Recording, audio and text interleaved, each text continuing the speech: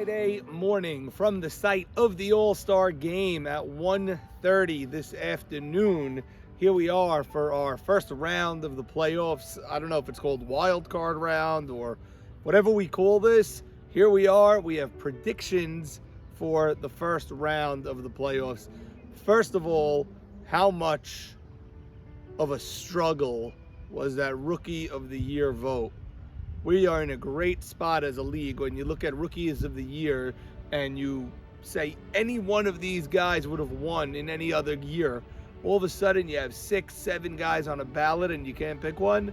Unbelievable testament to where we're going as a league. We're getting better, and hopefully next year brings a class even as good as this year's.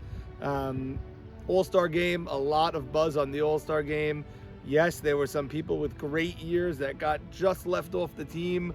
Same thing with the Gold Glove ballots. There were people who thought they should have been nominated. That's the beauty of all this thing. It's like real baseball. There's always going to be someone that feels they got snubbed. Perhaps someone did get snubbed. It happens sometimes. You can't get everybody in, everybody happy. And we can't see everything either. We can't be at 4 fields every single week at the same time. It's just not possible. So everyone now hunker down. Let's celebrate the All-Stars, and then let's get to the real business, which is this Sunday morning, 9 a.m., 2 amazing matchups. Hey boys, John Eliezer, 2-time champ and defending Mo Money champ. Happy to bring you predictions for this week, and let's dive right in. We got the Beast Mode organization going up against Biblical. I really like this matchup. It's a tough matchup to call. You have Biblical, my teammates Cheetos and Jackie Towel know how to get a win. Cheetos has been bombing the ball as of late. I mean, it's kind of carried over from last year. Really like this matchup. It's a tough one to call, but Beast Mode, interesting team, lost their star shortstop. They get a few picks in. You got some guys that are playing above their pay grade.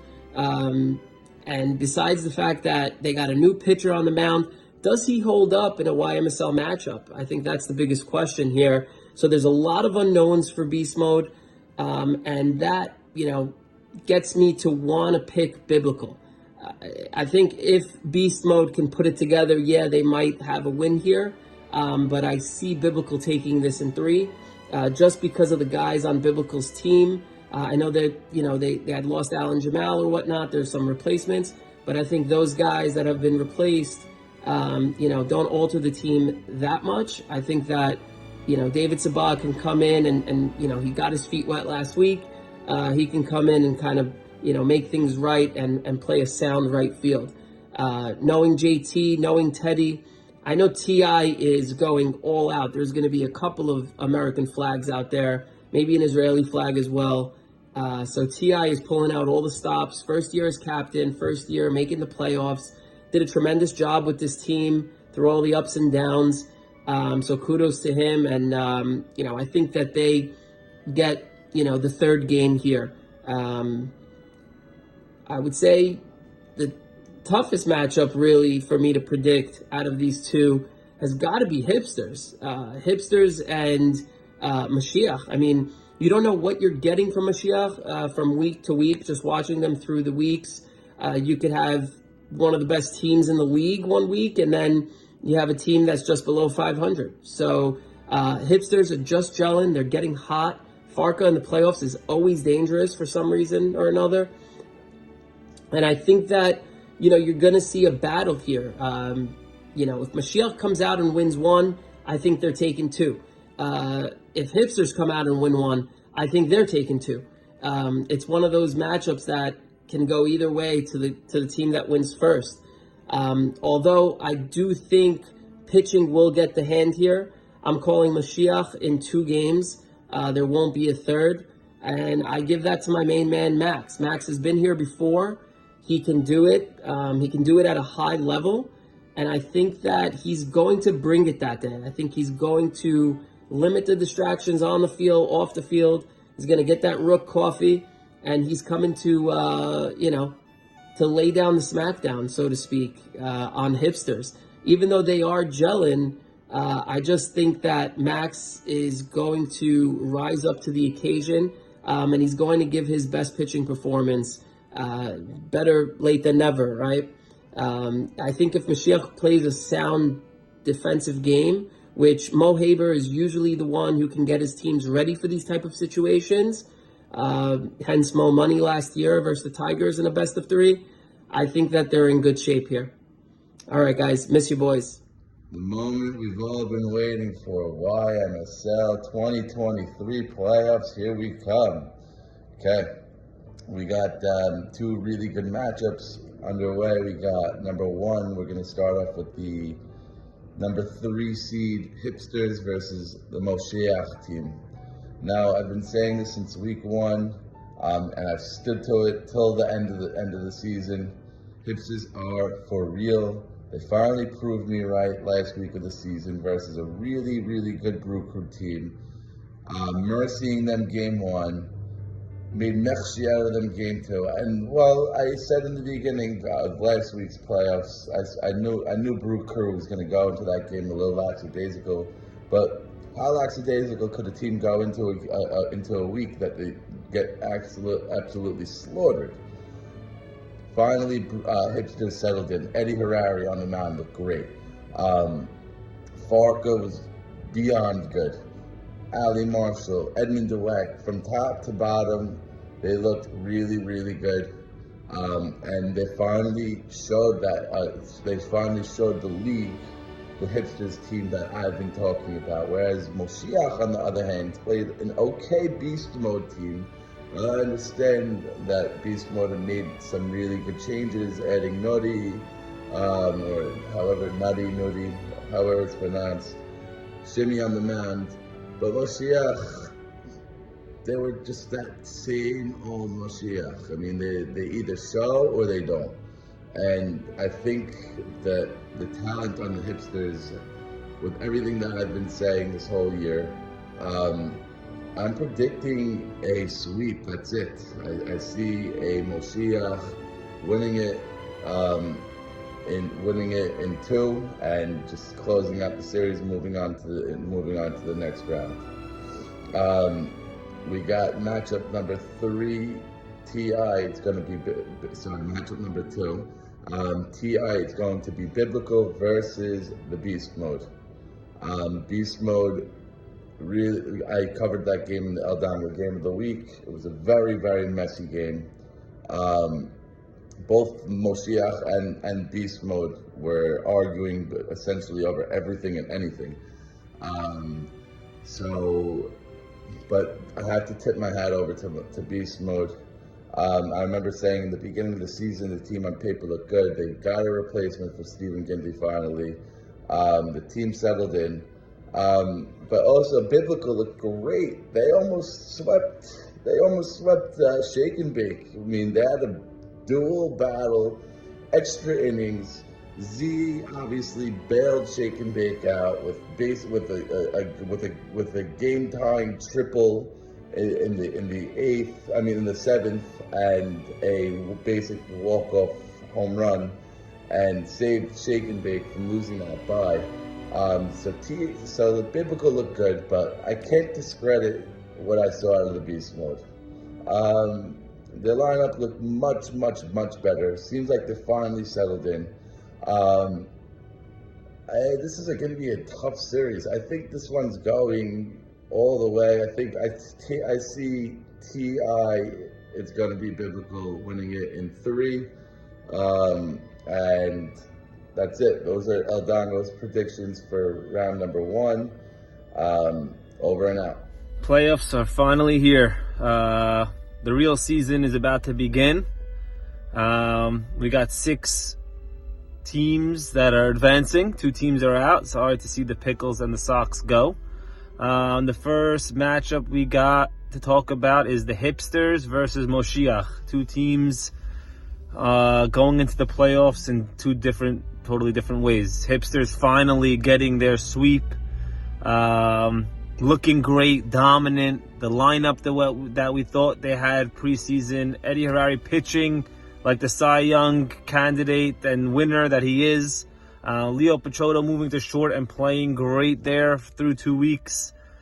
Against Moshiach, who, wet the bed against Beast Mode. I thought they were really gonna, have an opportunity to get some momentum going into the playoffs playing Beast Mode.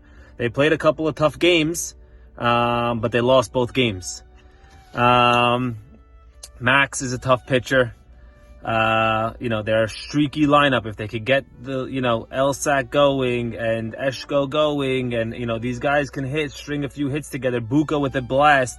Juber's been doing it all year. If Mo Haber could help out offensively, Charles Saka's an all-star. They definitely have the talent. It's hard to predict from a week 7 showing what it carries over to the playoffs. If it means anything, if it doesn't.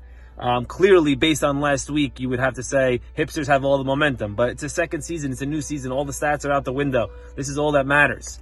That being said, I think that if the Hipsters can win game 1, they're going to have a good chance at sweeping. I think, really for Moshiach, they need to get the taste out of their mouth from last week, and they need to bounce back in game 1. But I'm not sure. I don't know. AB Jeff and Farka at the top of the lineup, setting the table for Ali and Salf Alice. How do you play Salf Alice? If you play him 3 outfielders, he's going to burn you. If you play him in Mars, those bloops are going to fall in. And if you play him too shallow, he's going to hit the ball over your head. Edmund came to life last week with a couple of, maybe 4 or 5 hits. More than he had the whole season he had last week. Pachotto's, contributing offensively and defensively. I think that I'm going to go out on a limb and say Hipsters continue to ride the wave and get the sweep. Next matchup, we got Biblical coming off just finding another way to lose a game. Hard, the subs, they got a couple of 2 new guys. They got a new right fielder, but to have A.B. Dweck on the team, a guy who's played right field his whole life, and they take up a new guy and they put him in right, surprising move to me. I think, A.B.'s always been a guy who, can make the spectacular plays every once in a while. He has his, mental lapses in the outfield, but he's an outfielder. He's a traditional outfielder, and he's fast, and he covers ground. He may not be Alan Jamal, but I thought I would have seen him in the outfield last week, and it may have cost them a game with a bunch of balls just dropping in. They showed a lot of fight, battling back from 6-3 down, and they dominated in game 2 when really Shake and Bake had 9 guys and was playing for nothing. And they're going up against Beast Mode. Beast Mode got some mojo going. Joe S got a big hit. All the stats are out the window, like I said. If Joe S goes out and plays like he can play, with Nutty hitting like he's hitting, and Hank hitting like he's hitting, and Mavora being clutch, this is a really, really good team. They've learned to play around their pitcher, knowing what he's going to do, throw strikes, and trust our offense. Defensively, I think they got to, step up. I want to see, they got to make the plays. They got to make the right throws. They still got to do all the right things. But their lineup is a dangerous lineup. They definitely have a lot of guys who can hit. A guy who didn't hit all year, Sammy Esses, hit over 400 last year. Yogi hit over 500 last year. Those 2 guys, they're excited that the regular season's over because now the second season starts. Can they get back on track? Can they, make everyone forget about the regular season and explode into the playoffs? Back to Biblical, I think that Marty, the first 2 weeks, was 1 for 14 and ended the year batting in the 460s. So, really an MVP last 10 games for Marty. JT's doing his thing. I think that Cheetos is doing his thing. David Harari, an all-star. There's a lot. Jake, an all-star. There's a lot of talent on both these teams. And I think they're pretty balanced. I'm not going to go out. I'm going to say a split on Sunday, and I'm going to wait to see how the teams look before I pick a game 3 for the following Friday. Is this Sunday morning, 9 a.m., 2 amazing matchups. Start with, where should we start? Let's start right here. Hipsters and Moshiach. This game is, I thought about this for hours, this prediction, because I was going back and forth. I don't see a huge difference, even though one team is 8-6 and the other is 6-8, because just 7 days ago they were both 6-6. They both ended the last week at 6-6. Yes, Moshiach lost 2 games to Beast Mode. Hipsters beat up on Brew Crew of all people. I know batters don't give away their at-bats and they never want to get out or whatever, but Brew Crew was clearly a different Brew Crew, and I believe it's because they had absolutely nothing to play for. So I don't want to take anything away from the Hipsters, but I have to take a little bit away from the Brew Crew. No fault of the Hipsters. They did all you can do when another team doesn't bring the energy. I'm not saying they didn't want to win. They didn't try. When you step in that batter's box, you want to get a hit every single time. But I think the energy level and just there's something that you just can't bring when the game doesn't mean anything. I think we saw that across the whole league, but for Brew Crew, it really meant nothing. And I think it showed. It showed with Leo. But on the other hand, Hipsters are getting hot at exactly the time you want to get hot. They feel like the Knights of a few years ago, that 500, maybe a game below. Actually, the Knights were 2 games below. And then what the Knights do in week 7, they beat up on the Kakambas, who were the 1 seed all year long. They beat them up right here on this field. And then you fast forward a month and they beat the Kakambas in the World Series in a thrilling matchup. I wouldn't be shocked if the Hipsters are raising that trophy in another month from now. I would not be shocked because they are so good. Sal Fallis is on the MVP ballot, and then everyone looked at his numbers and they're like, holy cow, I didn't realize what kind of year this guy is having. Unbelievable year out of Sal Fallis. David Farka, how good to see this guy back in the MVP ballot. This is where Farka belongs. Farka is a top player in this league. I don't know what happened to him when he was captain last year and he couldn't bat 300. Talking about a guy that went 30 for 43 on butter. He batted 698 on butter. Insane. Then won the World Series with swimming. Then won World Series with Knights. I don't know what happened last year. Maybe it was him being captain, but it was a bad year. But now we could confidently say it was just a bad year, because look at Farka this year. Over 500, slugging over 8, ribbies, runs, speed. Speed matters so much in this league. There's guys that have power, but Farka's got power and speed. He could turn a double down the line into a home run. He could score from first like he did for swimming on Zach Scapper. So very special player. So when you see him, Sal Fallis, the great Ali Marshall, the key to their team, Leo Pachotto, has filled the hole that they had at shortstop. That's the key to their team. He's not going to make the spectacular diving stop. We get that. But he moved over from second base to shortstop. He's answered every call that they've had. Ground ball comes to him. He's making the plays. He's very aware. He's playing baseball his whole life. Son of Peaches Pachotto. We know he knows the game. And he's solved their problems over there. Moshiach Max Yedid. At the start and end with Max Yedid. I don't think he had a great year this year, and I don't care that he didn't have a great year this year, because now it's playoffs, and I know he's going to be lights out. It's a huge factor in this game. He was the first pitcher taken this year off the board in the first round. Most people were shocked he wasn't the first overall pick this year. He's going to show up on Sunday morning and pitch his butt off. We know that. Moshiach also coming together. Elliot Saka claims he found something in his swing, and he's going to be dominant the way he was in the beginning of the year when he started 8 for 8 or whatever. He's been hot and cold. He claims he's going to be hot. He claims he's going to be ready to rock and roll over here. Also, if you ever watch Mo Haber and his teams, he's not going to not show up in the playoffs no matter what he has. Win or lose, there's something up this man's sleeve where he's going to show up with a different formation. His formation against Loudon last year got in the Get Back's heads. Is that the name of that team, Get Back? Yes, the black uniforms. Got in their heads so much, it gassed them so much that they couldn't hit the ball all of a sudden. Mo Haber's going to do something like that, perhaps with Sal Fallis, the 5 outfielder formation, but he's going to do something. He's not just going to lay down and hand it to them. Joe Eshko, phenomenal year offensively. He claims he's having a good year defensively at second. I haven't noticed anything spectacular. Perhaps he is. My only issue with this team, and Juber, by the way, having a career year, my only issue with this team is the shortstop position. They say if you have 2 quarterbacks, you have none. This team has 4 shortstops, and they have none. I believe their best shortstop is Charles Saka. I don't think he's getting the shortstop job, and I don't even know if it's the right move. I know he's their best shortstop, but I don't even know if it's the right move, because what do you do at third? Do you just give up third and put Ruby Saka there, who's really never played third? or I don't even know where else you go. You can't put Eshko there. Juber really can't play third. He's a lefty.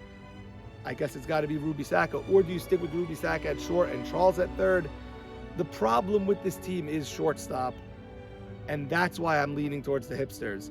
I'm going to take the Hipsters. I believe it will go 3 games. I think Moshiach is good enough to get a game with the Hipsters on Sunday, and I'll go Hipsters in 3. Let's go to the other series. Beast Mode versus, it's going to be Biblical.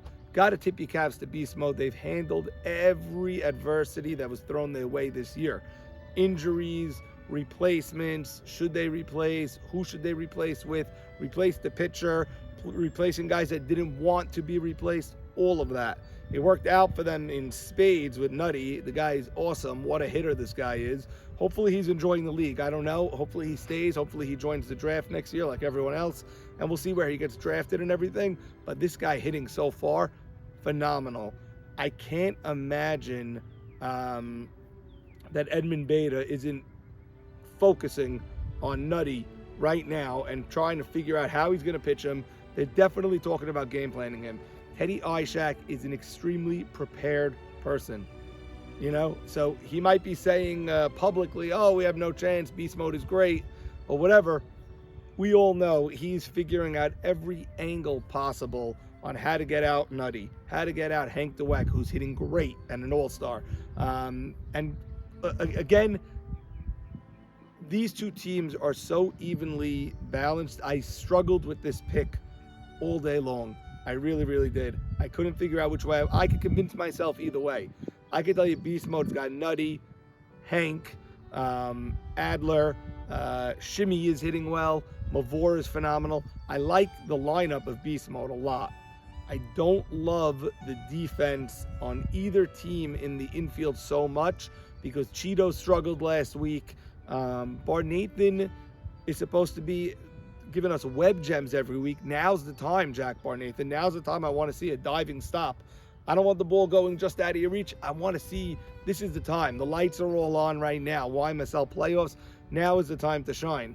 And I could say that about Beast Mode also. Uri's doing a good job at short, but his range at short, he's not supposed to be a shortstop, so it's not his fault or anything. So, again, my issue is with the shortstop position mostly. Uri's making the plays. Ishak makes the plays also when they come to him. I don't think his range is that great, but I think he makes all the plays that he needs to make. I sort of like the energy of Edmund Beta.